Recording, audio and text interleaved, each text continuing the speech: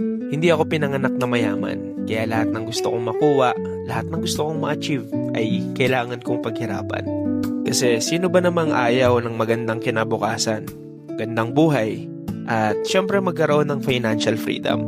Ako, sigurado akong karamihan sa atin, lahat ay gustong maranasan yan. Kaya minsan, sa kagustuhan nating ma-achieve lahat ng bagay na yan, hindi mo namamalayan na pagod ka na pala, ubos ka na pala, at hindi mo na alam kung saan ka huhugot ng lakas kasi parang naibigay mo na. Pagod sa trabaho, pagod sa responsibilidad, pagod sa kakaisip kung paano mo nga ba harapin ang bukas. Ramdam mo yung bigat na hindi mo alam kung paano gagaan. Pero alam mo, sa gitna ng lahat ng pagod na yan, may isang katotohanan na hindi magbabago. Yun ay ang katotohanan ng mahal tayo ng Diyos. Ang sabi sa Matthew chapter 11 verse 28, "Come to me, all you are weary and burdened, and I will give you rest." Ikaw, ilang beses ka na bang napagod? Ilang beses mo na rin bang naisip na hindi mo kakayanin? Ilang beses mo na rin bang naisip na gusto mo na lang bumitaw?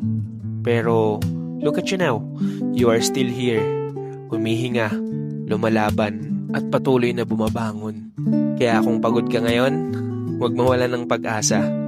Magpahinga kung kailangan. Umiyak kung mabigat na. Pero huwag kakalimutang manalangin. Because we are limited. Eventually, we get tired and we will reach our breaking point. But not our God. When we are weak, He remains strong.